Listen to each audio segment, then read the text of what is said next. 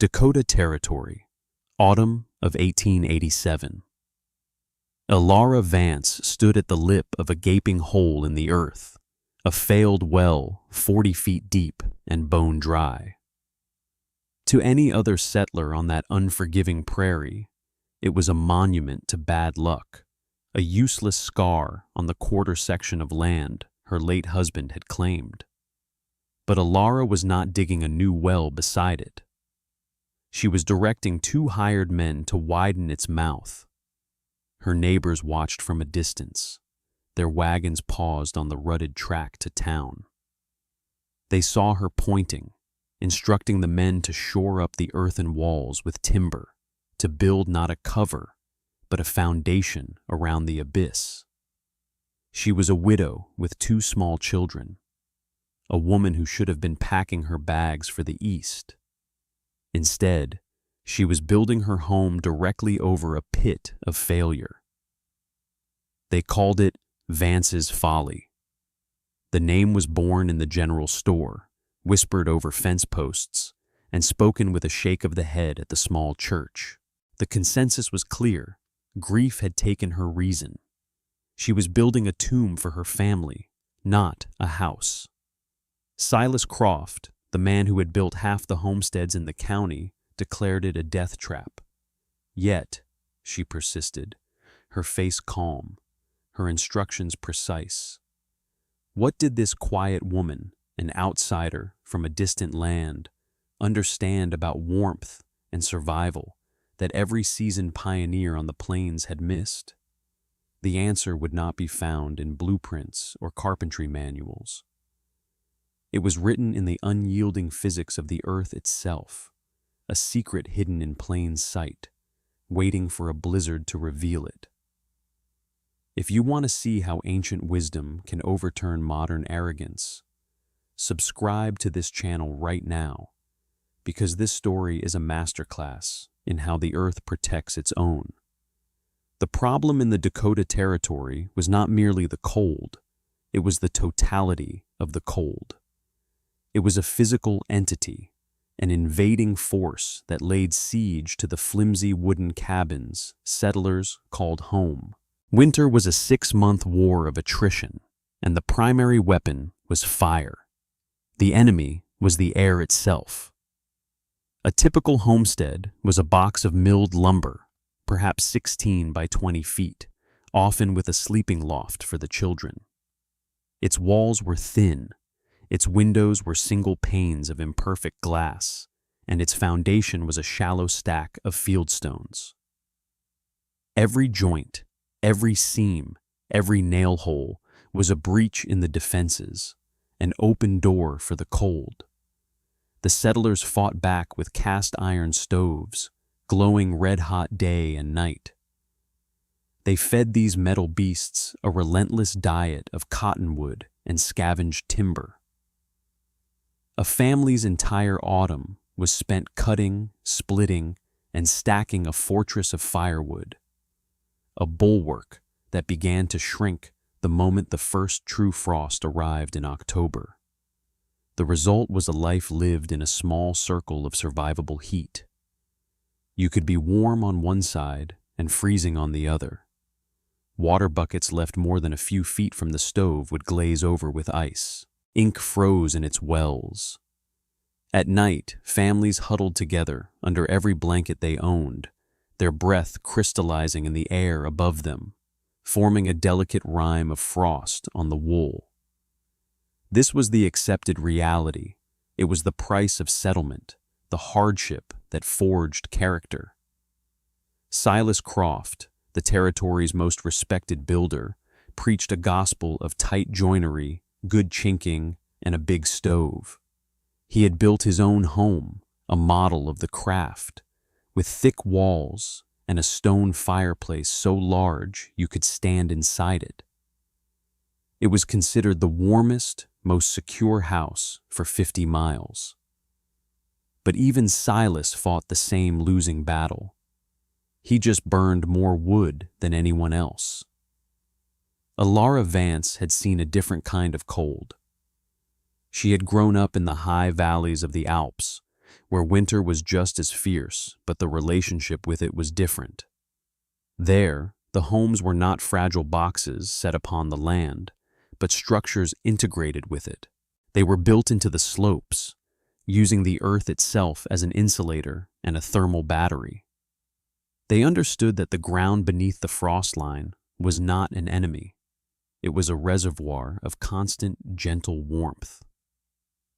When her husband Thomas had died of pneumonia the previous winter, a winter spent in a standard, Silas-built cabin, Alara had watched the cold steal the heat from his body. She had watched the woodpile dwindle. She had felt the drafts that snaked across the floor, chilling the feet of her children, Samuel and Lena. She knew the cabin, for all its conventional wisdom, was a sieve. It didn't hold heat. It merely rented it for a few minutes before the wind pulled it out through 100 tiny cracks. After the funeral, as the community offered their condolences and their quiet suggestions that she sell the claim and go home, she walked her land. She was not looking for fertile soil or good pasture. She was looking at the topography, at the way the wind scoured the low rises, and then she stood at the edge of the dry well. Thomas had been devastated by it. 40 feet of back-breaking labor for nothing but dust. He had seen it as the final, cruel joke of a hostile land. Alara looked into its depths and saw the opposite. She saw stability. She saw a column of earth, 40 feet deep, that never froze.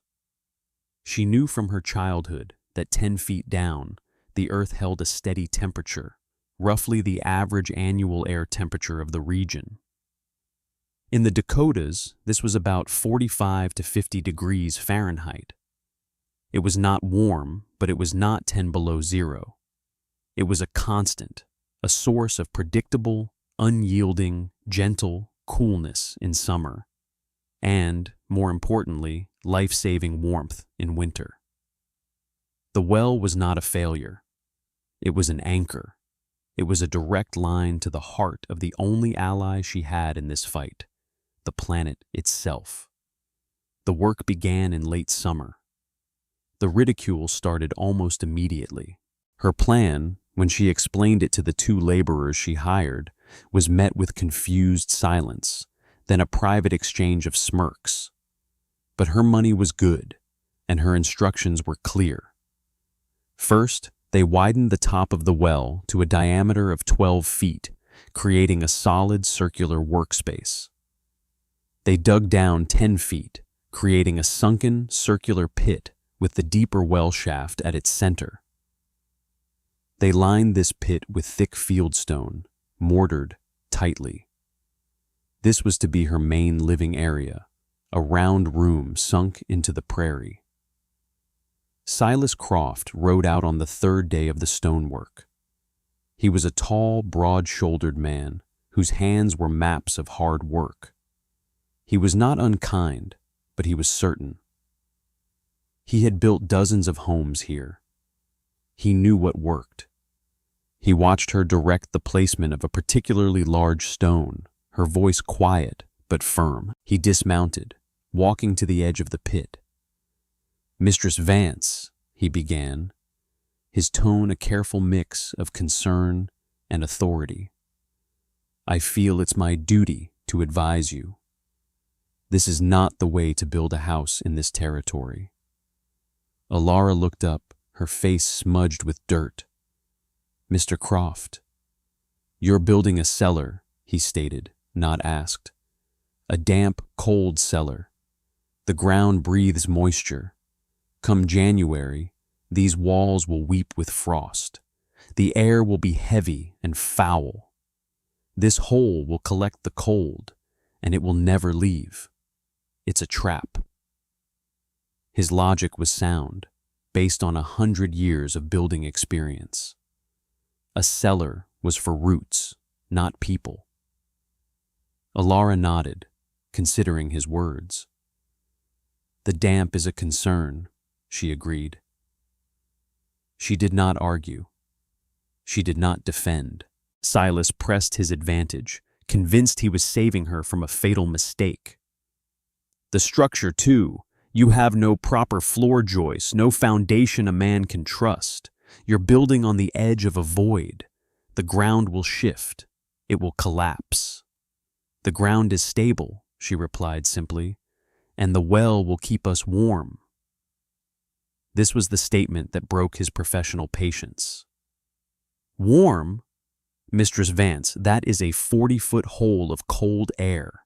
It will suck every bit of heat from your stove like a chimney in reverse. What you're building here, it's folly. Forgive my bluntness, but it is my name on the best homes in this county. I cannot stand by and watch you build a grave for those children.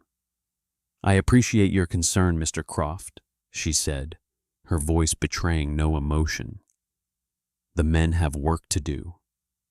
She turned back to the stonework, leaving the territory's master builder standing at the edge of her pit, speechless with frustration. His visit, meant to be a rescue, became the official christening.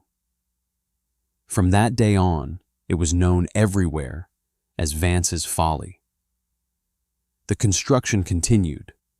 Once the 10-foot deep stone walls were complete, she had the men erect a massive central pillar of stone and mortar directly in the middle of the room, rising from the floor and narrowing as it went up. It was not built over the well shaft. It encircled it. The well was now inside this stone column, which would serve as both the primary heat store and the chimney for her stove. Then came the most curious part. Before laying the floor, she had them dig a narrow trench from the base of the stone wall, running 100 feet out across the prairie, buried 5 feet deep. In this trench, they laid a 6-inch stovepipe. This pipe terminated above ground, far from the house, with a hooded vent to keep out snow. The other end entered her sunken room near the floor. Next, they built the roof. It was not a conventional gabled roof, but a low-pitched, conical structure of heavy timbers, radiating out from the central stone chimney. They laid thick planking over the timbers, followed by layers of oiled canvas for waterproofing. And then came the final, baffling instruction. Cover it, she said. They covered the entire roof with the dirt they had excavated from the pit. They packed it down, 2 feet thick, and then carefully replaced the prairie sod on top. When they were finished, all that was visible from a distance was a small grassy mound with a single stone chimney poking out of the top. The only evidence of a dwelling was a heavy wooden door set into the side of the hill, with 2 small, deep-set windows on either side. The system, in its entirety, was a living machine. It was a lung powered by physics. The cast iron stove, placed near the central stone column, would heat the air and the column itself. As the hot air and smoke rose up the chimney, it would create a gentle, persistent draft. This draft was the engine. This negative pressure would pull air from the only available inlet, the long, buried pipe. Fresh, frigid winter air would be drawn into the hooded vent 100 feet away. As it traveled through the pipe, buried 5 feet below the frost line, the surrounding earth, at a constant 45 degrees, would pre-warm it. The air entering the house would not be 10 below zero. It would be a manageable 40 degrees. This pre-warmed fresh air would then be heated by the stove before circulating through the room, and eventually being drawn up the chimney. It was a constant, slow, silent cycle of ventilation and heating. It solved the problem of stale, damp air that Silas Croft had rightly predicted, and it did so by turning the earth into a massive free heat exchanger. The central stone column, with the well shaft inside it, acted as a huge thermal mass, It would absorb the stove's heat all day and then radiate it back into the room all night, long after the fire had banked down. The 40 feet of stable air in the well shaft below would act as a thermal anchor, preventing the floor from ever truly freezing, constantly pulling the ambient temperature of the structure towards its own stable state. The earth-covered roof provided a massive blanket of insulation that no conventional attic could match. The house was not fighting the cold. It was borrowing the earth's eternal constancy. It was a design of profound simplicity and elegance, born of an ancient understanding. To her neighbors, however, it looked like a root cellar, a grave, a hole in the ground. By November, Alara and her children were moved in. The community watched her small curl of chimney smoke with a kind of morbid pity. They took bets in the saloon on whether she would last until Christmas before coming to her senses and begging for shelter in town. Alara ignored them. She spent her days securing her small stock, banking the sod around her door, and teaching her children their letters by the light of the fire. The house was not just a shelter. It was a quiet, functioning laboratory, and the first results were promising. The air was fresh, the walls were dry, and a small fire kept the chill at bay with an efficiency that felt like magic. Then December came. The cold that arrived that winter was different. It was not the familiar, hard-edged Dakota cold. This was something ancient and predatory. It came down from the north not as a front, but as a solid wall of Arctic air that crushed the landscape beneath its weight. Old-timers called it a Siberian Express. The temperature at dawn on January 11th, 1888, was a brisk 5 degrees Fahrenheit. By noon, it was 10 below zero. By sunset, as a strange orange-tinted gloom settled over the prairie, the mercury in every thermometer was plummeting into the teens and 20s below. Then the wind arrived, and the snow with it. It was not a storm. It was a physical assault. The snow was not flakes, but fine, granular ice, like sand, driven by a wind that screamed at 70 miles an hour. Visibility dropped to zero. The world vanished into a roaring white chaos. It would later be known as the Schoolhouse Blizzard, a storm that killed hundreds across the plains, many caught just yards from the safety of their own homes. Inside the conventional cabins, the war against the cold became a desperate, losing battle. The wind found every crack. It forced the powdered ice through keyholes and under door sills. It stripped heat from the walls faster than any stove could generate it. Families burned through a week's worth of wood in a single night. They burned fence posts. They burned furniture. They burned precious seed corn. The interior walls of their homes, the ones Silas Croft had built with such care, became coated in a thick layer of frost. Water barrels froze solid. Livestock, trapped in barns that offered little more protection than a sieve, froze to death standing up.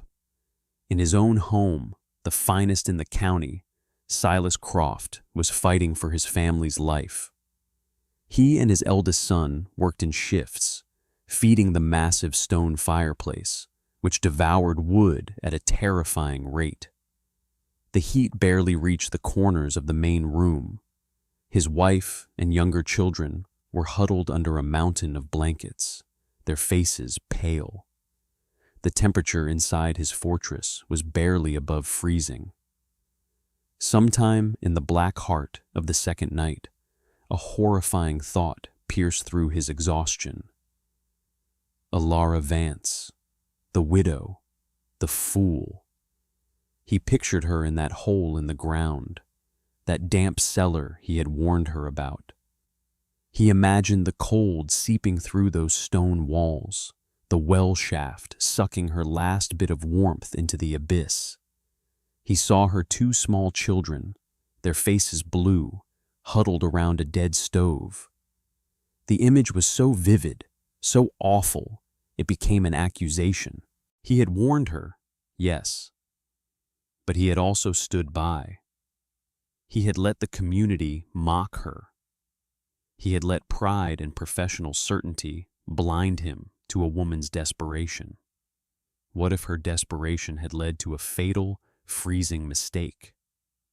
Guilt was a colder companion than the wind. He knew, with a certainty that chilled him more than the storm, that he had to go. He had to check. It was madness to go out in the blizzard, a suicidal act. But it was a greater madness, he felt, to sit by his own fire while a woman and her children perished because of an idea he had scorned. He dressed as if for an Arctic expedition, layers of wool and canvas. A heavy scarf wrapped around his face until only his eyes were visible. He tied a rope from his front door to the door of his barn, a lifeline in the whiteout. He fought his way to the stable, the wind a physical force trying to tear him from the earth.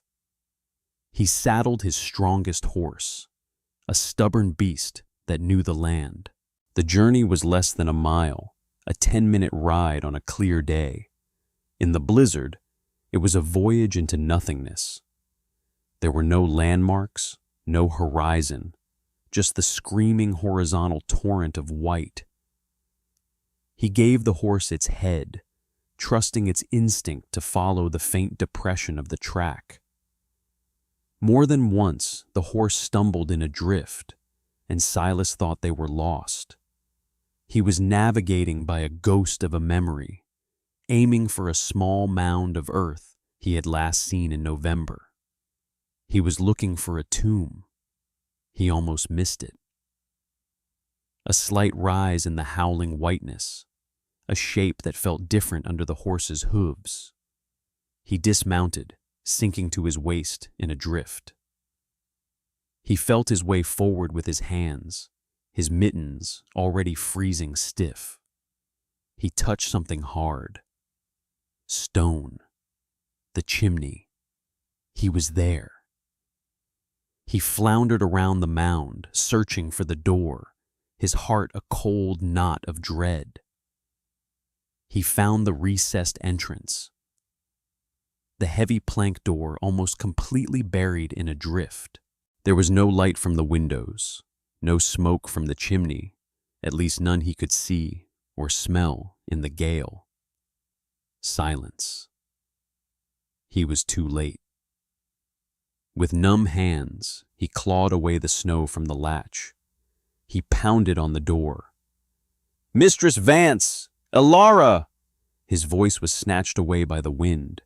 He pounded again, using his shoulder, expecting to find the door barred by ice from within. Then, the latch clicked. The door swung inward. It was not a wave of cold that met him. It was a wall of warmth. Not the scorching, dry heat of an overworked stove, but a gentle, steady, humid warmth. It hit his frozen face like a physical blanket, melting the ice from his beard and eyelashes in seconds. He stumbled inside, out of the screaming hell of the wind, and into a pocket of impossible peace. He blinked, his eyes adjusting to the soft lantern light. The first thing he saw were the children, Samuel and Lena. They were not huddled under blankets. They were on the floor, barefoot, playing with carved wooden animals on a small rug. Lena looked up at him, a monster of snow and ice in her doorway, with simple curiosity, not fear. Elara Vance stood by a small stove, a wooden spoon in her hand. She was wearing a simple wool dress, her sleeves rolled up to her elbows. The air smelled of baking bread and something else.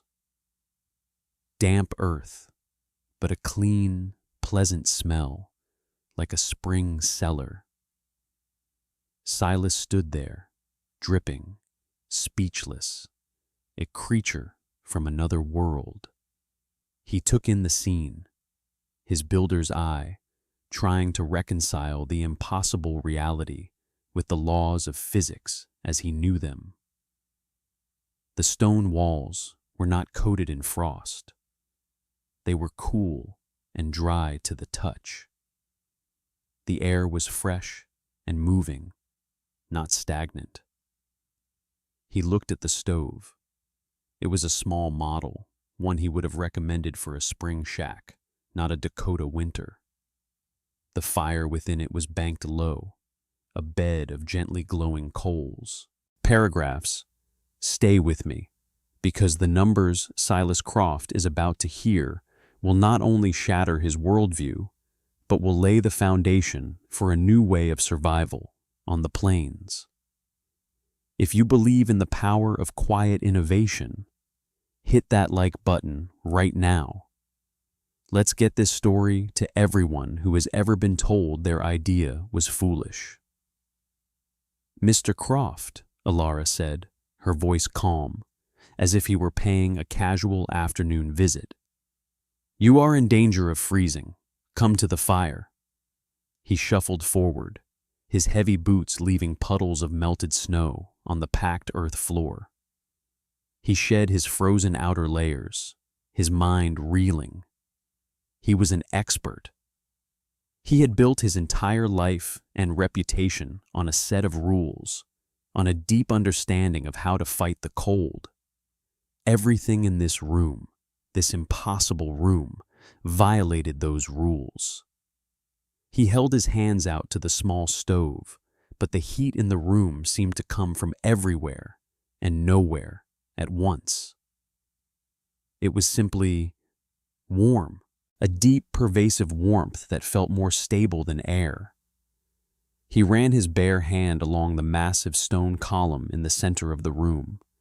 It was radiating a gentle, persistent heat, like a sun-warmed rock in the afternoon. His professional curiosity began to overwhelm his shock. He was inside the machine now, and he had to understand how it worked. He looked around, tracing the flow of things. He saw the small vent near the floor where a trickle of air entered. He saw the way the stove was positioned to heat the central pillar. He looked at the ceiling, the massive timbers covered in earth. How? He finally managed to ask, his voice hoarse.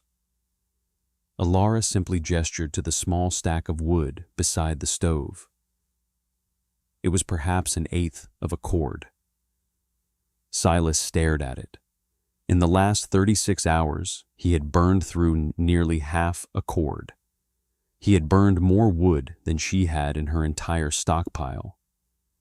That's all the wood you've used? He asked, his voice laced with disbelief. Since the storm began, yes, she replied. The house holds the heat well. The numbers didn't add up. They were a physical impossibility. To maintain this level of warmth in this level of cold with that little fuel.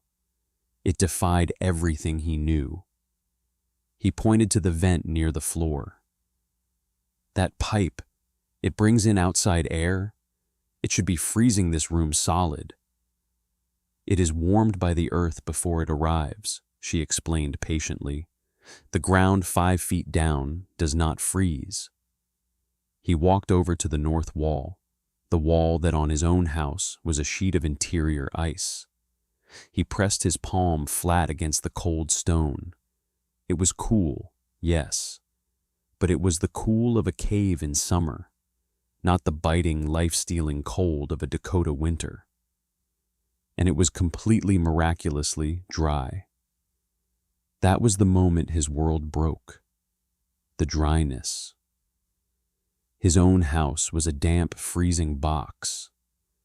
This subterranean room was dry and warm. His expertise, his life's work, was not just wrong. It was spectacularly, fundamentally, dangerously wrong. He had been building boxes to fight the winter. Alara Vance had built a home that asked the earth for a truce. He turned to face her. The arrogance was gone, replaced by a profound and humbling awe. He saw not a foolish widow, but an engineer of genius. He saw a wisdom so deep and practical, it made his own skills feel like children's games. "I was wrong," Silas Croft said. The words came out quiet, but they landed in the warm room with the weight of stone. "I came here tonight expecting to find you, expecting the worst. I called this place a folly. I told people you were building a trap." He looked at the two children, safe and warm on the floor. He looked at the calm, capable woman who had listened to his arrogant warnings and quietly continued her work. "This house," he said, his voice thick with emotion, "is the only thing that makes sense in this entire territory. I was wrong, and you were right. Will you teach me how it works?" When the blizzard finally broke on the third day, the world was remade in white. The sun shone on a landscape of silent, sculpted drifts. The survivors emerged from their homes into a world of profound stillness and loss. The stories of the storm's toll began to trickle across the plains. But another story began to spread as well. It was the story of Silas Croft, the master builder, arriving at the trading post, his face etched with a new humility. He told anyone who would listen about Vance's folly. He described the barefoot children, the baking bread, the impossible warmth. He did not just tell the story, he explained the science. He used his own credibility, his unassailable reputation as a practical man, to champion the design. He spoke of geothermal stability, of thermal mass, of passive ventilation. He used words the settlers didn't understand, but they understood the authority in his voice. They understood the core of the story. While they were freezing, Alara Vance and her children were comfortable. The mockery died overnight. Vance's folly became the Vance house. Curiosity replaced pity. That spring, a stream of visitors made the trek out to the small sod mound on the prairie. They came to see the impossible house. Alara met them all with the same quiet grace. She never once said, "I told you so." She simply answered their questions, showing them the air intake pipe, letting them feel the warmth of the central stone column, explaining how the earth was her partner, not her adversary. Section. The first to build his own was Silas Croft. He chose a hillside on his property, and with Alara as his consultant, he excavated. He applied his own considerable skills in stonework and timber framing to her design, creating a larger, more refined version. His new home became the second testament to the principle. Others followed. The Vance House, or Earth Lodge, as it came to be known, was not a solution for everyone. It required the right piece of land and a tremendous amount of labor. But for those building new on the open prairie, the idea became the new standard of wisdom for those who could manage it. They adapted the design. Some used rammed earth instead of stone. Others incorporated more windows on the south-facing side to take advantage of solar gain, an addition Alara approved of. The core principles, earth sheltering, a thermal mass core, and pre-warmed ventilation, remained the same. Alara Vance never sought fame or fortune from her design. Her payment was the safety of her children and the peace of her home. She became a quiet, respected figure in the community, the woman you went to when you had a problem no one else could solve. She lived in her sod-roofed home for the rest of her long life, watching her children grow and the community around her slowly, grudgingly, adopt the wisdom she had brought from a distant mountain range. The real impact of her innovation was not measured in architecture or degrees of temperature. It was measured in life. It was measured in the children who survived their first winter, in the elderly who didn't succumb to pneumonia, in the families who could face the brutal Dakota winter, not with dread, but with a quiet confidence. It was measured in the firewood that could be used for cooking and building instead of being sacrificed in a desperate hourly battle for survival. It was a change that brought not just warmth, but a measure of security and dignity to life on the plains. The story of Alara Vance and her house in a well is a powerful reminder that sometimes the most advanced solutions are not new. They are ancient. The principles she used, geothermal heating, thermal mass, earth sheltering, are now cornerstones of modern sustainable architecture and passive house design. Engineers today use complex calculations and materials to achieve what she accomplished with stone, dirt, and an intuitive understanding of physics. It demonstrates that innovation is often just the rediscovery of forgotten knowledge. It shows that tradition and expertise, when they become rigid and unwilling to question their own assumptions, can become a prison. Silas Croft was not a fool. He was an expert trapped by the limits of his own experience. His greatness was not in his initial skill, but in his ability to recognize a better idea and have the humility to admit he was wrong. So what is the coldest winter you've ever had to face? Drop a comment below and tell us your story. And if you found this piece of forgotten history inspiring, hit that like button and be sure to subscribe for more tales of ingenuity against the odds. You won't want to miss our next story, where we explore how a forgotten Roman technique for making concrete allowed a single man to build a harbor that withstood a hurricane.